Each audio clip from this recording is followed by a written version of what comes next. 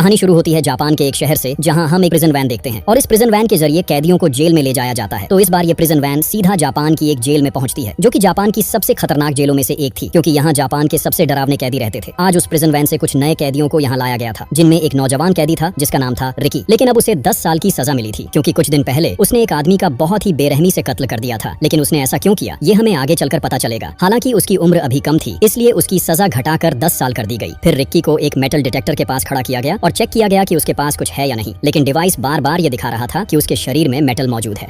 Police ने काफी देर तक उसकी तलाशी ली, लेकिन उसके पास से कुछ भी नहीं मिला। इससे सबको शक हुआ कि रिकी ने अपने शरीर के अंदर कोई हथियार छुपा रखा है। तो उसे और अच्छे से चेक करने के लिए वहाँ की स्पेशल एक्सरे मशीन में डाला गया। फिर जब उसका पूरा शरीर चेक किया गया तो पता चला कि उसके शरीर के अलग अलग हिस्सों में कई सारी गोलियां फंसी हुई हैं, और वही गोलियां असल में मशीन में डिटेक्ट हो रही थी। ये देखकर वहाँ के पुलिस अफसर काफी हैरान हो गए कि कोई इंसान अपने शरीर में इतनी सारी गोलियां लेकर कैसे जिंदा रह सकता है। इसी बीच वहाँ के 2 अफसर रिक्की से कहते हैं कि वो यहाँ एक डॉक्टर को बुलाएंगे और उसके शरीर से सारी गोलियां निकाल देंगे। लेकिन रिक्की तब उनसे कहता है कि इन सब की कोई जरूरत नहीं है, वो बिल्कुल ठीक है। गोलियां तो उसके शरीर के लिए दवा जैसी है, ये सब उसके लिए कोई मायने ही नहीं रखता। अफसर उसकी बात सुनकर हैरान रह जाते हैं। इसके बाद सारे नए कैदियों को एक सेल के अंदर ले जाया जाता है। अब हम पूरे इस जेल को देखते हैं। ये पूरी जेल लगभग 4 हिस्सों में बंटी हुई थी, और इन 4 हिस्सों पर 4 अलग अलग कैदियों का राज था। इन चारों कैदियों को मिलकर कहा जाता था द गैंग ऑफ 4। ये लोग बहुत बड़े बड़े गैंग्स के लीडर थे, और उनके पास जेल के वार्डन की इजाजत भी थी। यानी अगर वो यहाँ कोई गलत काम भी करते तो वार्डन उन्हें कुछ भी नहीं कहता, क्योंकि वो सब बहुत बड़े बड़े माफिया थे। और जेल में ताकि वो अपना राज चला सके, इसलिए उन्होंने बाहर से ही वार्डन को पैसे देने का इंतजाम कर रखा था। फिर अगले दिन जब सारे कैदी अपने अपने कामों में व्यस्त थे, तभी वहाँ नॉर्थ सेक्शन का एक कैदी आता है, जो उस सेक्शन के गवर्नर का राइट हैंड था, यानी उसका सबसे करीबी आदमी। उसका नाम था सैम। तो सैम और उसके साथी मिलकर माइक नाम के एक बुजुर्ग कैदी को बेवजह मारने लगते हैं। लेकिन माइक तो समझ ही नहीं पा रहा था कि वो लोग उसे ऐसे क्यों पीट रहे हैं। माइक वैसे भी हमेशा बहुत चिंता में डूबा रहता था, क्योंकि उसे अपनी वाइफ और बच्चे की बहुत याद आती थी। वो अपने बच्चे को बहुत छोटा छोड़कर इस जेल में आया था। वो अब इंतजार कर रहा था कि कब उसकी सजा पूरी होगी और कब वो अपनी वाइफ और बच्चे के पास जाएगा। और कुछ ही दिनों में उसकी सजा खत्म होने वाली थी, इसलिए वो बहुत ज्यादा एक्साइटेड था। उसने जेल की कुछ चीजों से अपने बच्चे के लिए एक छोटा सा खिलौना बनाया था। लेकिन जब वो खिलौना उसके हाथ से गिर गया तो सैम ने उसे उठा लिया। फिर सैम माइक से कहता है, तू इस जेल से जल्दी बाहर निकलना चाहता है ना, लेकिन क्या तुझे पता है कि तू तभी बाहर निकल पाएगा जब मैं चाहूंगा। माइक उस खिलौने को वापस लेना चाहता था, लेकिन सैम ने उसी खिलौने से उसे चोट पहुंचाई और खिलौना तोड़ दिया। इसके बाद वो उसके करीब जाकर कहता है, मेरी इजाजत के बिना नॉर्थ सेक्शन की जेल से कोई भी कभी बाहर नहीं जा सकता, यहाँ तक कि बाहर जाने के लिए कोई अर्जी या अपील भी नहीं कर सकता। लेकिन माइक तब इसका विरोध करता है और कहता है कि जो वो लोग कर रहे हैं वो नाइंसाफी है। लेकिन ये सुनकर सैम बुरी तरह गुस्से में आ जाता है, और फिर वो अपने आदमियों को लेकर माइक की जबरदस्त पिटाई करने लगता है। वो लोग माइक को इतना ज्यादा मारते हैं कि उसका पूरा चेहरा लहूलुहान हो जाता है। लेकिन ठीक उसी समय माइक की चीख सुनकर वहाँ रिक्की पहुंच जाता है, और वो पीछे से सैम पर हमला करता है, जिससे सैम सीधा एक लोहे के कांटे स्टार कटर के ऊपर जा गिरता है। इसमें उसे बहुत गंभीर चोट लगती है। वो इतना घायल हो जाता है कि उसमें लड़ने की कोई ताकत ही नहीं बचती। इसके बाद सैम का ही एक आदमी रिक्की पर हमला करने आता है, लेकिन रिक्की जिस तरह से उसकी तरफ देखता है, उससे वो कैदी डर के मारे उसके ऊपर हाथ भी नहीं उठा पाता, बल्कि वो अपने लीडर सैम को लेकर वहाँ से भाग जाता है। इसके बाद दिखाया जाता है कि सैम का चेहरा बहुत बुरी तरह बिगड़ चुका था, इसलिए उसे रिक्की पर बेहद गुस्सा आ रहा था। वो अपने साथियों से कहता है कि उसका अगला टारगेट रिक्की है, वो उसे नर्क जैसी सजा देकर टुकड़ा टुकड़ा करके मारेगा। तभी सैम का एक साथी कहता है कि उन्हें रिक्की को पूरी तरह खत्म कर देना चाहिए। एक नया कैदी होकर भी उसने उनके बॉस पर हाथ उठाने की हिम्मत कैसे की। इसके बाद सैम सीधा जेल के वॉशरूम में जाता है, जहाँ एक गार्ड मौजूद था, और इस गार्ड को सैम ने पहले से ही पैसे देकर अपने काबू में कर रखा था। वहाँ सैम गार्ड से माइक के बारे में पूछता है। वो जानना चाहता था कि माइक की रिहाई में कितना समय बाकी है। तब गार्ड बताता है कि कल सुबह ही उसकी रिहाई होने वाली है। ये सुनकर सैम उसे कहता है, तुझे मेरा एक अहम काम करना होगा, इसके बदले में मैं तुझे तेरी 1 महीने की सैलरी जितना पैसा दूंगा। गार्ड पूछता है कि काम क्या है। तब सैम कहता है, पहला, तुझे लॉन्ग नाम के एक कैदी को छोड़ना होगा, जिसे बाकी सबसे अलग बांध कर रखा गया है, और दूसरा, माइक की रिहाई किसी भी तरह कैंसिल करनी होगी, इसलिए तू माइक के पास जाकर उसे बता देना कि उसकी रिलीज डेट बहुत आगे बढ़ा दी गई है। पैसे के लालच में गार्ड उसकी बात मान लेता है, और फिर वो सीधा माइक के पास जाता है और उसे कहता है कि उसकी कल की रिहाई कैंसिल कर दी गई है। उसे अब और भी कई दिन इसी जेल में गुजारने होंगे। लेकिन माइक बहुत डर जाता है, क्योंकि सैम के साथ वो वैसे ही उसकी दुश्मनी हो चुकी थी। अब अगर वो जेल में रहा तो सैम उसे बहुत टॉर्चर करेगा, इसलिए माइक गार्ड पर बुरी तरह गुस्सा हो जाता है, और वो गार्ड से कहता है, मेरी रिक्वेस्ट रिजेक्ट हो गई, ये कह देना काफी था, लेकिन जब मुझे सरकार की तरफ से रिलीज की डेट दी गई थी तो अचानक वो कैसे कैंसिल हो गई, यकीनन इसके पीछे तुम्हारा ही कोई हाथ है। तब गार्ड उसे चुप कराने के लिए उसके शरीर पर हमला करता है। माइक को इससे बहुत तकलीफ होती है, क्योंकि वैसे भी अपनी वाइफ और बच्चे से मिलने के लिए उसका दिल बहुत बेचैन था, इसलिए वो रोते रोते गार्ड से बार बार रिक्वेस्ट करता है कि उसे छोड़ दिया जाए। लेकिन गार्ड उसकी कोई बात नहीं सुनता, बल्कि उसे पीट कर वहाँ से चला जाता है। माइक यहाँ बहुत ज्यादा टूट जाता है, क्योंकि वो जानता था कि जब तक सैम नहीं चाहेगा तब तक वो इस जेल से कभी बाहर नहीं निकल पाएगा, और अगर यहाँ रहना पड़ा तो उसे रोज रोज तिल तिल कर मरना होगा। इसीलिए उस रात माइक अपनी जान दे देता है, और ये खबर तुरंत पूरी जेल में फैल जाती है। सारे कैदी माइक के लिए विरोध करने लगे हैं, क्योंकि इस जेल में सबसे ज्यादा नाइंसाफी माइक के साथ ही हुई थी, और माइक को सजा भी बिल्कुल बेवजह मिली थी। असल में हुआ ये था कि जब माइक की वाइफ को डिलीवरी पेन शुरू हुआ था तो माइक अपनी गाड़ी से उसे अस्पताल ले जा रहा था। तभी अचानक एक गाड़ी आकर उनकी गाड़ी से टकरा जाती है, जिसमें माइक की कोई गलती नहीं थी, लेकिन उस एक्सीडेंट में एक पैसेंजर की मौत हो गई। इसी वजह से उसे कई सालों की कैद की सजा दी गई थी। यहाँ तक कि उसकी सजा पूरी हो जाने के बाद भी उसे जेल से रिहा नहीं किया गया। उधर देखा जाता है कि गार्ड माइक की डेड बॉडी को जेल से बाहर ले जाने के लिए ले जा रहे थे। रिक्की देखता है कि माइक के दोनों हाथों में अब भी हथकड़ी लगी हुई है। ये देखकर उसे बहुत बुरा लगता है। वो वहाँ मौजूद गार्ड्स के पास जाकर कहता है, क्या आप लोग इंसान हैं? आप लोगों के अंदर इंसानियत नाम की कोई चीज नहीं है? इंसान इतनी तकलीफ झेल कर मर गया और आप लोग इस मरे हुए इंसान के हाथ में भी हथकड़ी लगाए हुए हैं। ये कहकर रिक्की अपने हाथों से हथकड़ी को बहुत आसानी से तोड़ देता है। इसे देखकर गार्ड बिल्कुल हैरान रह जाते हैं कि इतनी मजबूत हथकड़ी उसने इतनी आसानी से कैसे तोड़ दी। फिर रिक्की माइक की लाश पर वही खिलौना रख देता है जो माइक ने अपने बच्चे के लिए अपने हाथों से बनाया था, लेकिन सैम ने उसे तोड़ दिया था। रिक्की उस खिलौने को ठीक करके माइक के पास रख देता है ताकि उसकी आत्मा को कुछ सुकून मिल सके। लेकिन रिक्की को माइक के लिए बहुत दुख हो रहा था और सैम पर भी उसे बेहद गुस्सा था, क्योंकि सैम और उसके साथियों की वजह से ही माइक की आज ये हालत हुई थी। फिर अगले दिन सुबह सारे कैदी वॉशरूम में नहाने जाते हैं। उनमें रिक्की भी मौजूद था। इसी दौरान रिक्की के पास सैम आता है और उसकी तरफ बहुत अजीब नजरों से देखता है। कुछ देर बाद जब सारे कैदी वहाँ से बाहर चले जाते हैं तब वहाँ वो कैदी आता है जिसका नाम था लॉन्ग, जिसे उस जेल में बांध कर रखा जाता था। लॉन्ग दरअसल एक बहुत विशाल कद काठी वाला इंसान था और वो बेहद ताकतवर भी था, इसलिए उसे हमेशा बांध कर रखा जाता था। इसी वजह से सैम ने गार्ड को कहा था कि उसे छुड़वा दो ताकि उसी के जरिए वो रिक्की को पिटवा सके। तब लॉन्ग आकर रिक्की को इतनी जोर की मुक्का मारता है कि रिक्की छिटक कर बहुत दूर जा गिरता है। लेकिन रिक्की भी बहुत साहसी और ताकतवर था, इसलिए वो भी उससे लड़ाई शुरू कर देता है। रिक्की लॉन्ग के पेट में ऐसा मुक्का मारता है कि उसका हाथ सीधा उसके पेट के अंदर तक चला जाता है। इससे वहीं पर लॉन्ग की मौत हो जाती है। दरअसल रिक्की के शरीर में अजीब तरह की शक्ति थी जो किसी आम इंसान के शरीर में नहीं होती। इसी बीच सैम रिक्की को मारने के लिए एक लोहे का तार काटा स्टील कटर ले आता है और उसे सीधा रिक्की के हाथ में घुसा देता है। लेकिन इतना सब होने के बाद भी रिक्की को कुछ नहीं होता, बल्कि रिक्की बहुत आसानी से उस तार कट्टर को निकालकर सैम के हाथ में घुसा देता है और उसका हाथ तोड़ देता है। उधर गार्ड वहाँ खड़े होकर उनकी लड़ाई देख रहे थे, लेकिन वो कुछ भी नहीं कर रहे थे क्योंकि सैम ने उन्हें पैसे दिए थे। लेकिन इस बार रिक्की सैम को भी लॉन्ग की तरह इतना जोर का मुक्का मारता है कि उसका पेट फट जाता है और वहीं उसकी मौत हो जाती है। गार्ड समझ जाते हैं कि रिक्की कितना खतरनाक कैदी है और उसके शरीर में कितनी जबरदस्त ताकत है, इसलिए वो उसे पकड़कर वहाँ से ले जाते हैं। इसी बीच वहाँ लियो नाम का एक कैदी आता है जो इस समय जेल के नॉर्थ सेक्शन का गवर्नर था। वो रिक्की के पास आकर कहता है, तुम्हारे जैसे ताकतवर कैदी मैंने बहुत कम देखे हैं। लेकिन लियो की बात का रिक्की पर कोई असर नहीं होता। इसके बाद गार्ड्स उसे एक खास तरह के सेल में ले जाते हैं जो कुख्यात कैदियों के लिए बनाया गया था। वहाँ गार्ड्स उसे कैद करके छोड़ जाते हैं। लेकिन कुछ ही देर बाद रिक्की के सीने में एक अजीब तरह का दर्द शुरू हो जाता है और तभी उसे अपने अतीत की एक घटना याद आती है। जब रिक्की हाई स्कूल का स्टूडेंट था तभी उसके माँ बाप की मौत हो गई थी। तो एक दिन रिक्की अपने माँ बाप की कब्र पर जाने के लिए उनके गाँव आता है और उसी कब्रिस्तान में उसकी मुलाकात होती है जॉन नाम के एक आदमी से। रिक्की को पता चलता है कि जॉन कोई और नहीं बल्कि उसका सगा चाचा है। जॉन और रिक्की आज पहली बार एक दूसरे से मिल रहे थे। हालांकि जॉन रिक्की के बारे में अपने भाई से पहले ही बहुत कुछ सुन चुका था। उसने सुना था कि रिक्की मार्शल आर्ट्स सीख रहा है, इसलिए वो यहाँ आकर रिक्की से उसके मार्शल आर्ट्स के बारे में पूछता है। रिक्की तब उसे अपनी स्किल दिखाने लगता है, लेकिन उसका चाचा जॉन उसे तुरंत रोकर एक वार करता है क्योंकि उसने समझ लिया था कि रिक्की के अंदर अभी भी बहुत सी कमजोरियां हैं। पूरी तरह से मार्शल आर्ट्स सीखने के लिए उसे अभी बहुत वक्त लगेगा। जॉन खुद एक मार्शल आर्ट्स मास्टर था। ये बात रिक्की ने अपने पिता से सुनी थी, इसलिए रिक्की उसे बहुत अनुरोध करने लगता है कि वो उसे पूरी तरह से मार्शल आर्ट्स सिखाए, क्योंकि इस दुनिया में अब उसके माँ बाप कोई नहीं थे। इसलिए उसे हर हाल में खुद को बहुत स्ट्रॉन्ग बनाना था, वरना इस दुनिया में उसका टिकना बहुत मुश्किल हो जाएगा। रिक्की की बातें सुनकर उसका चाचा जॉन उसे मार्शल आर्ट्स सिखाने के लिए राजी हो जाता है। वो उसी दिन से उसे ट्रेनिंग देना शुरू कर देता है और ट्रेनिंग के लिए रात में उसे कब्रिस्तान में ले जाता है। वो रिक्की से कहता है कि मार्शल आर्ट्स का सबसे बड़ा हथियार है अपने दिमाग पर काबू पाना और अपने अंदर छिपे गुस्से और क्रोध को बैलेंस करना। इसीलिए जॉन सबसे पहले उसे मेडिटेशन सिखाना शुरू करता है और वो रिक्की से कहता है कि मेडिटेशन ही है खुद को कंट्रोल करने का सबसे बड़ा हथियार। ये इंसान के मन की असली शांति को जगाता है, यहाँ तक कि ये इंसान को धैर्य रखना भी सिखाता है, जिसकी वजह से आगे चलकर किसी भी चोट या तकलीफ से इंसान को ज्यादा फर्क नहीं पड़ता, बल्कि इससे अपने आप इंसान के शरीर में और भी ज्यादा एनर्जी और मेहनत करने की इच्छा जाग उठती है। यही वजह है कि बाद में इंसान मार्शल आर्ट्स के लिए सख्त मेहनत कर पाता है। तो इस तरह कई दिनों की ट्रेनिंग के बाद जॉन रिक्की के लिए वहाँ एक पत्थर लाता है। वो अपने एक हाथ से उस पत्थर का एक हिस्सा तोड़ देता है। इसके बाद वो रिक्की से कहता है कि उसके शरीर के अंदर जितनी भी ताकत है उसे एक जगह इकट्ठा करो और इस पत्थर को तोड़कर दिखाओ। रिक्की जॉन की बात सुनकर बहुत ज्यादा प्रेरित हो जाता है, इसलिए वो पत्थर के सामने आकर अपने पूरे शरीर की सारी ताकत लगाकर उस पत्थर पर वार करता है और सचमुच वो पत्थर को तोड़ देता है। ये देखकर रिक्की खुद भी हैरान रह जाता है। इसके बाद जॉन लगातार रिक्की की तरफ एक के बाद एक पत्थर फेंकने लगता है और रिक्की भी हर एक पत्थर को तोड़कर चूर चूर कर देता है। फिर जॉन एक बहुत बड़ा पत्थर लाकर उसे रिक्की पर फेंकता है, लेकिन रिक्की अपनी सीने की पसलियों की ताकत से उस पत्थर को भी चूर चूर कर देता है। ये सब देखकर जॉन बहुत खुश होता है क्योंकि रिक्की ने बहुत कम समय में अपार शक्ति हासिल कर ली थी। अब कहानी वापस वर्तमान समय में आती है, जहाँ रिक्की अपने सेल के अंदर चुपचाप बैठा जॉन के बताए अनुसार मेडिटेशन कर रहा था। लेकिन तभी कुछ गार्ड आकर उसे एक अफसर के पास ले जाते हैं जो इस पूरी जेल का डिप्टी डायरेक्टर था। उसका नाम था मार्टिन। असल में वो बहुत ही बुरा इंसान था। वो अपने पद की ताकत पाकर कभी सही गलत की परवाह नहीं करता था, यहाँ तक कि बाकी गार्ड्स की तरह वो भी पैसों के आगे बिक चुका था। तो मार्टिन एक गार्ड से कहता है कि उसे रिक्की की पूरी फाइल पढ़कर सुनाए, क्योंकि जिस कैदी ने जेल में इतनी बड़ी घटना कर डाली है उसके अतीत के बारे में तो उसे थोड़ा जानना ही चाहिए। गार्ड तब रिक्की की फाइल पढ़कर सुनाना शुरू करता है। वो कहता है कि बचपन से ही रिक्की अनाथ था, इसी वजह से वो एक अनाथ आश्रम में बड़ा हुआ, लेकिन पढ़ाई लिखाई में वो बिल्कुल भी अच्छा नहीं था, इसलिए उसे जनरल स्कूल से निकालकर एक म्यूजिक स्कूल में दाखिला दिलाया गया। लेकिन बाद में वो 2 साल के लिए वहाँ से भी गायब हो गया, उसे कहीं भी ढूंढा नहीं जा सका। लेकिन अचानक ही उसने एक बहुत बड़े गैंग के साथ लड़ाई कर ली और उस फाइट में उसने उनमें से एक को मार डाला। इसके बाद उसे वहीं से गिरफ्तार करके इस जेल में लाया गया। ये सब सुनकर मार्टिन फिर रिक्की के पास आता है और उसका गला दबोच लेता है। वो उससे पूछना चाहता है कि लगभग 2 साल तक वो जो गायब रहा उस दौरान वो कहाँ था और उसके पूरे सीने के अंदर 5 गोलियां मिली हैं। ये 5 गोलियां उसके शरीर में कैसे लगी और गोलियां लगने के बाद भी वो अब तक जिंदा कैसे है। लेकिन वो उसकी किसी भी बात का जवाब नहीं देता। हालांकि रिक्की यहाँ एक बात नोटिस करता है कि मार्टिन का एक हाथ नहीं है और उसकी जगह उसके हाथ में हथियार जैसा कुछ लगा हुआ है। फिर मार्टिन रिक्की से कहता है, तू मुझे कुछ भी बताना नहीं चाहता तो इसमें क्या हुआ? ये मत भूल कि तू अभी भी मेरी जेल के अंदर ही है, इसलिए तुझसे सच निकलवाने में मुझे ज्यादा वक्त नहीं लगेगा। इसके बाद मार्टिन वहाँ से एक फोटो निकालता है और कहता है कि आज सुबह उन्हें रिक्की की एक तस्वीर मिली है। वो चाहता है कि रिक्की उस तस्वीर को देखे। रिक्की जैसे ही तस्वीर देखने के लिए हाथ बढ़ाता है तभी मार्टिन अपने हाथ में लगे उस हथियार से रिक्की पर वार कर देता है, यहाँ तक कि वो उसके चेहरे पर बार बार वार करता रहता है। और फिर वो रिक्की से कहता है, मैं उस इंसान की ताकत देखना चाहता हूँ जिसने सैम और लॉन्ग जैसे ताकतवर लोगों को मार डाला था। ऐसा कहते हुए वो रिक्की को इतना मारता है कि उसका पूरा शरीर खून से लथपथ हो जाता है। लेकिन रिक्की डरने के बजाय उसके चेहरे पर थूक देता है। ये देखकर मार्टिन और भी ज्यादा गुस्से में आ जाता है और कहता है कि रिक्की ने बहुत बड़ी गलती कर दी है। उसे बिल्कुल अंदाजा नहीं है कि वो किस जेल में आ पहुंचा है। ये जेल नहीं बल्कि एक जहन्नुम है और इस जहन्नुम की सजा रिक्की को भुगतनी ही पड़ेगी। वो कसम खाता है कि अपने ही हाथों से रिक्की को तड़पा तड़पा कर खत्म कर देगा। इसके बाद मार्टिन रिक्की को वही तस्वीर दिखाता है जिसे वो पहले दिखाना चाहता था। उस तस्वीर में दरअसल रिक्की की गर्लफ्रेंड की फोटो थी। मार्टिन रिक्की को उसकी गर्लफ्रेंड के बारे में धमकी दे रहा था। ये सुनकर रिक्की बुरी तरह गुस्से में आ जाता है और एक ही वार में वहाँ रखी टेबल को तोड़ डालता है। तब मार्टिन उस पर गोलियां चलाना शुरू कर देता है, लेकिन रिक्की वहाँ पड़े सामान को ढाल बनाकर किसी तरह गोलियों से बच निकलता है। फिर जब गार्ड्स उसे रोकने आते हैं तो रिक्की उन्हें भी बुरी तरह पीट देता है। ये देखकर मार्टिन के अंदर डर समा जाता है और वो कहता है, अगर तूने ये सोचा भी है कि तू मुझे मार सका है तो याद रख तुझे मेरी ही हाथों से मरना होगा। तभी रिक्की तेजी से दौड़ता हुआ आता है और उसे जोरदार हिट करने ही वाला होता है, लेकिन आखिरी पल में आकर वो रुक जाता है और कहता है, मैं चाहूँ तो अभी यहीं तुझे खत्म कर सकता था। मैंने पहले भी कई हत्याएं ऐसे ही कर डाली हैं, तो तुझे मार देने से मेरे लिए कुछ खास बदलता नहीं, लेकिन इस बार तुझे छोड़ रहा हूँ, मगर आइंदा मेरी निजी जिंदगी में दखल देने की कोशिश मत करना। ये कहकर रिक्की अपनी गर्लफ्रेंड की फोटो उठाता है और वहाँ से चला जाता है। फिर उसी रात रिक्की उस तस्वीर को देख रहा होता है। उसके पास अपनी एक बांसुरी भी थी। रिक्की वहाँ बैठकर बांसुरी बजाने लगता है और तभी उसे अपने अतीत की बातें याद आने लगती हैं, जब वो अपनी गर्लफ्रेंड के साथ बहुत ही खूबसूरत लम्हे गुजारा करता था। रिक्की की गर्लफ्रेंड का नाम था यान। दोनों एक दूसरे से बहुत मोहब्बत करते थे। रिक्की की जिंदगी के सबसे खूबसूरत लम्हे उसी के साथ गुजरे थे। तो उस वक्त रिक्की अपनी गर्लफ्रेंड के सारे प्यारे यादों को याद कर रहा था। वो काफी इमोशनल हो गया, लेकिन तभी वहाँ एक गार्ड आया और रिक्की को बांसुरी बजाने से मना कर दिया। अगले दिन सुबह दिखाया जाता है कि सैम का एक साथी जब जेल में घूम रहा था तब उसके पास कई कैदी आ जाते हैं। ये वही कैदी थे जिन्हें सैम अपने लोगों के साथ मिलकर हमेशा तंग करता था और उन पर बहुत टॉर्चर करता था। लेकिन अब चूंकि सैम मर चुका था इसलिए सारे कैदी मिलकर उससे बदला लेना चाहते थे। उनकी नजरों में उसी की वजह से माइक जैसे अच्छे इंसान को अपनी जान गंवानी पड़ी। वहाँ कोआ नाम का एक शख्स तो उसे जान से ही मार देना चाहता था, लेकिन ठीक उसी वक्त वहाँ लियो आ जाता है जिसे नॉर्थ सेक्शन का गवर्नर बनाया गया था। लियो कोआ से कहता है कि वो गुस्से में आकर किसी की हत्या ना करे वरना उसकी सजा और भी बढ़ जाएगी, यहाँ तक कि शायद वो कभी भी जेल से बाहर नहीं निकल पाएगा। और फिर लियो उन्हें याद दिलाता है कि जेल के नियम सबको पता है, यहाँ किसी भी कैदी को मारने का हक सिर्फ उसी के पास है, इसलिए वो सब पिछले सारे गिले शिकवे भूल जाएं। लेकिन उस वक्त कोआ कहता है, तेरी इस पावर का फायदा ही क्या अगर तू जेल में अपने सेक्शन में न्याय ही नहीं कर सका? जब हमारे साथ अन्याय हो रहा था तब तू कहाँ था? तेरे जैसे निकम्मे इंसान को ये ताकत क्यों दी गई, ये मैं नहीं समझता। ये सुनकर लियो बुरी तरह गुस्से में आ जाता है और वहीं पर कोआ को मार डालता है। ठीक उसी समय वहाँ मार्टिन पहुंचता है और लियो को कॉन्ग्रेचुलेट करता है, ये कहते हुए कि उसने बिल्कुल सही काम किया है। फिर मार्टिन खुद ही कोआ की लाश वहाँ से ले जाता है। उसके बाद उसी दिन मार्टिन लियो को अपने ऑफिस में बुलाता है और उसके हाथ में एक हथियार पकड़ाकर कहता है कि लियो बहुत बहादुर कैदी है, इसलिए ही उसे जेल में इतना बड़ा पद दिया गया है, लेकिन अब उसे ये काम करना होगा, जैसे उसने कोआ को मारा था वैसे ही उसे रिकी को भी मारना होगा। ये सुनकर लियो काफी डर जाता है क्योंकि वो जानता है कि रिकी बेहद खतरनाक फाइटर है और उसे मार पाना बिल्कुल भी आसान नहीं है। फिर भी लियो उसके साथ फाइट करने के लिए तैयार हो जाता है। इसके बाद दिखाया जाता है कि जेल के मैदान में कोआ की डेड बॉडी टांगी हुई है और रिकी वहाँ खामोश खड़ा होकर उस बॉडी को देख रहा होता है। तभी लियो उसके साथ लड़ने के लिए पहुंचता है। रिकी भी फाइट के लिए रेडी हो जाता है। लियो बार बार अलग अलग तरीके से उस पर वार करने की कोशिश करता है, लेकिन रिकी बड़ी आसानी से हर बार खुद को उससे बचा लेता है। हालांकि लियो बहुत ताकतवर था, इसलिए आखिरकार वो रिकी को चोट पहुंचाने में कामयाब हो जाता है। लेकिन जेल के पीछे बहुत सारे कैदी खड़े थे जो रिकी को बहुत अप्रिशिएट कर रहे थे, क्योंकि उनके बीच सिर्फ वही एक इंसान था जो इस जेल के सारे अत्याचारियों को सजा दे सकता था। सबकी बातें सुनकर रिकी को दिल में बहुत हौसला मिलता है और उसके अंदर बदले की आग भड़क उठती है। रिकी फिर पूरी ताकत से लियो के साथ फाइट करने निकल पड़ता है। रिकी के शरीर में इतनी जबरदस्त ताकत थी कि लियो जैसा शक्तिशाली इंसान भी उसके सामने टिक नहीं पा रहा था। इसलिए लियो ने रिकी की आंखों में धूल झोंक दी, जिससे रिकी के सामने कुछ भी साफ दिखाई देना बंद हो गया। फिर भी वो फाइट करने की कोशिश करता रहा, लेकिन तभी लियो वहाँ से एक धारदार हथियार ले आता है और मौका पाकर रिकी पर वार करने लगा है। रिकी पीछे हटे हटे वहाँ के वाटर टैंक के पाइप पर गिर जाता है। वो अपने कोहनी से जोर का वार करके उस पाइप को तोड़ देता है। पाइप से तेजी से पानी निकलने लगता है और उसी पानी से रिकी तुरंत अपनी आंखें धो लेता है। अब उसकी नजर फिर से साफ हो जाती है और वो दोबारा फाइट के लिए तैयार हो जाता है। ये देखकर वहाँ मौजूद सारे कैदी बहुत खुश हो जाते हैं और जोर जोर से रिकी रिकी चिल्लाकर